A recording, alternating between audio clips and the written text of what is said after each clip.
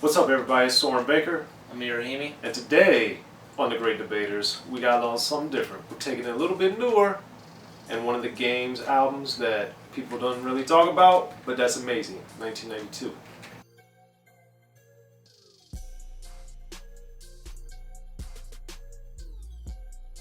Alright, Amir.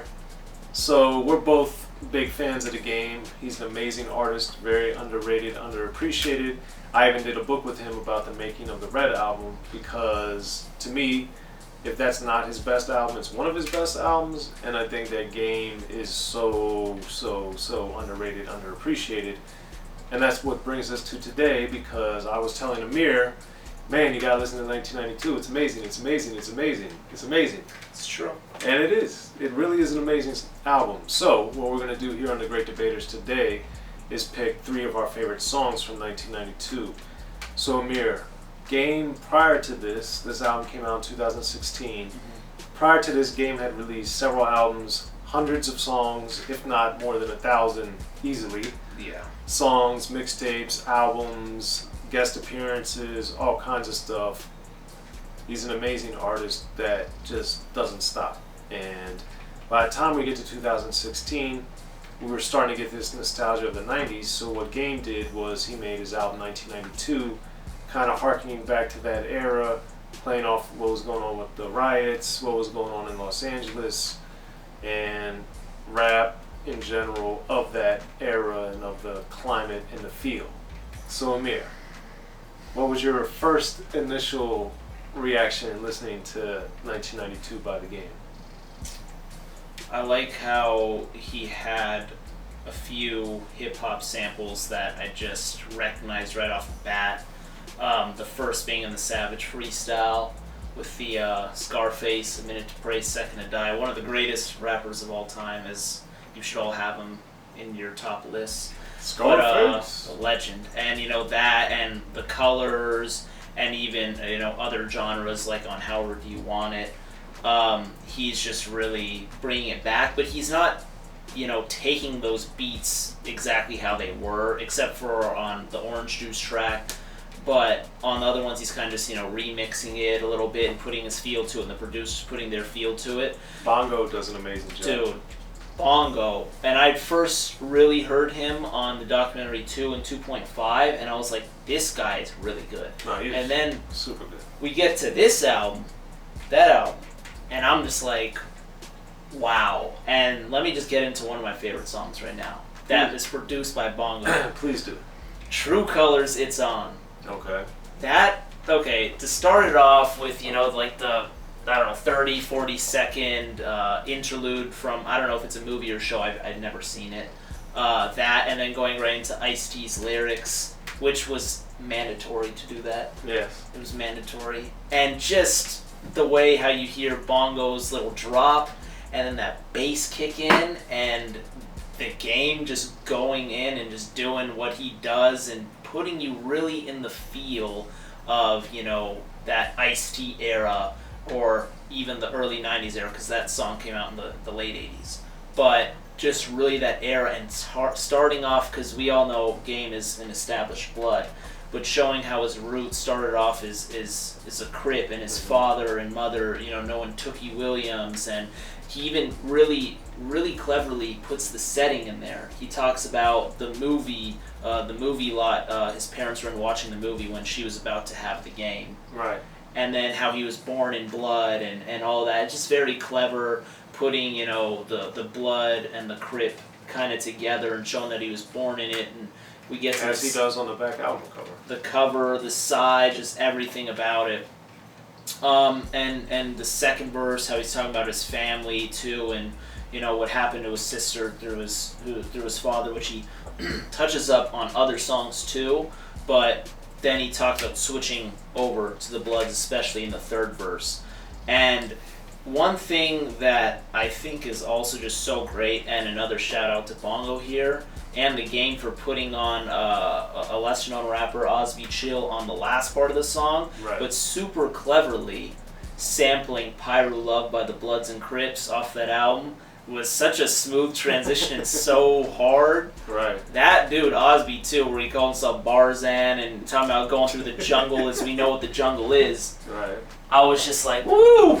Come on, man. And that's the only rap feature on the album.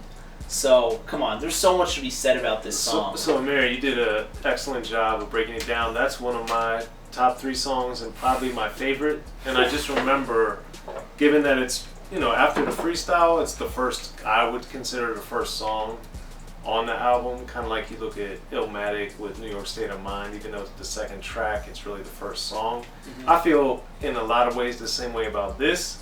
And it just started the album out so powerfully, phenomenally. And then Ice-T, of course, is one of the best amazing rappers and just icons in all of rap history.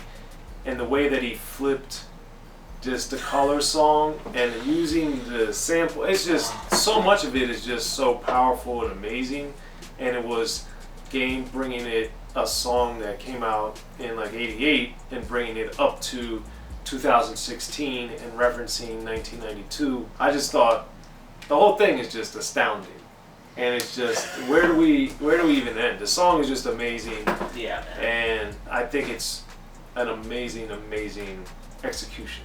So that's one of my 3. What's the other one for you, man? And you need to play it in a car or system that can just handle that bass, and just that production is so stellar. It's really not even just Bongo in the Game and Osby. They put on just such a spectacle of excellence from all facets. Well, I think it's important that you said that, and I'm glad you did, because one thing I know from working with producers, going to the studio often, and hearing songs as they're going from an idea into completed form, in the modern era, since so much of what people listen to is either on their phone, with headphones, the earbuds, different things like that, I think a lot of the musical experience has been lost because people don't understand and appreciate how the music feels. And I'm not saying how it makes you feel, I'm saying how it feels as you're listening to it, with panning on the different channels, with the bass, with the layers of bass. Legendary Trackster, one of my favorite producers who I've worked with extensively and love his music, he has layers to his bass. And if you're not listening on a stereo or listening on a system that can handle that, you might not appreciate it till you hear it later, or at that time, and then you really have a deeper appreciation for the music, and it means something different because of how you're hearing it. So I'd encourage everyone to listen to music in their car, on a good stereo, or something, definitely not a computer or your phone. And 1992 is a good example of that. So, Amir, what's another track? Alright, track two.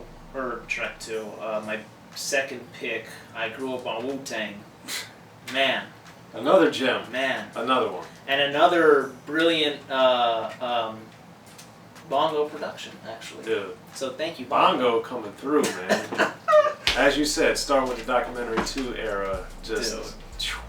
I hope we see him on the Born to Rap album. I don't know much about the production or really too much about that album coming up, but I hope he's on there. I'm assuming he will be. I've heard a lot of that album, and it's stellar. But continue. So, I Grew Up on Wu-Tang, man, to start off another, Raekwon right here. And I like how, it starts off kind of, in an acapella. There's no backing to it. And then you start to hear the piano. Right. And then the Game comes in with half a bar, and then the beat just drops. It's just, and that's just so good. They're just really thinking out the box here. They're not just doing it simple. They're really trying to mess with the listener a little bit, but in a good way, and trying to be a little more innovative in it. Right. And taking a slightly more different approach. And it's been done before by many artists, but it's something that keeps the listener more on their toes. Right. And I really respect that, and it's I love experience. It's a great, and seriously, and I love how, we get the West Coast, we also get the East Coast here. And shouting out Wu-Tang, shouting out on the second verse, talking about Ghostface Killah, Method Man, Old Dirty, RZA. And I think that's very clever. That beat, man, is ridiculous. Excellent. That chorus is awesome. Also sampling, one of their most popular songs, if not their most popular, with Cream. It's just a great song, and this is something that I feel like every hip hop fan should like. I mean, what's not to like about this song? It's so great. And I think it's also important because there's still that lingering animosity between artists from New York and Los Angeles in particular, but really New York and everywhere else. And I think this is another great example to show that people outside of New York love New York rap. And they love the artists there. And I think it's just great to see yet another example of the West Coast paying homage to West Coast artists paying homage to a New York song, artist, movement, style, whatever you want to label it, that meant a lot to them and means a lot to them. And I think it's great to show that type of camaraderie and paying a homage to the Wu-Tang, because Wu-Tang is phenomenal, and Game clearly loves them and appreciates them and respects their music and what they brought to the game, literally and figuratively. And I think that's important, and that's another one of mine. So we're gonna see, Amir. You got number 3 is number 3. Also, this might be a rare one where we match with everything. What you got for your third one, man? I don't think so. I don't think we're gonna match on this one, but it's so hard, man. So I'm gonna give a couple runners up, but I'm just gonna talk about the one that I picked, and it's probably gonna change. I'll tell you that right now. Okay. But it was hard choosing between Bompton with that crazy, it's funky enough homage, and I love how the girl says Bompton in the chorus. Okay, I'm not going to talk about it. Bompton was a runner-up. However Do You Want It is a runner-up. Yeah. Even I love that song Baby You with Jason Derulo. I love that song too, but the one that barely won is What's Your Life Like? And it's kind of... It fits in with the album, but not as much as the songs we previously talked about. Okay. But I just love that beat, and I think it's produced by Phonics. I just love that beat, and I love how the Game is just very confident on the mic. He's taking some bragging rights on it as well. How many times did you rebuy documentary after it got stolen? That's at 5 times platinum. And I'm just like, woo! I love when rappers brag at times, and that's a time where I really like it. He talks about how he wants Cameron and Jim Jones to make up, but how can he say that if him and 50 at that time didn't make up yet? He talks about how he took shots at Jay. He's just saying what's on his mind on this one. And it's kind of, I just love also the chorus where he's talking about how he listens to Illmatic, how he cries when Pac dies, and it's just, to me, it's an excellent song, and I love it, but it's so tough to pick a third song. I am going to disagree with you and go with one of your runner-ups, which is Bompton. That song, to me, is just amazing for the reasons you mentioned, but also it's one of those songs that has that energy that I love with most of the rap that I love. It just has this energy and this confidence and this aura of power and strength, and like, yo, this is who I am, this is what I represent. And that, to me, is one of my favorite things about rap, is that element. And Bompton, I think, just maybe is the best example of that on 1992.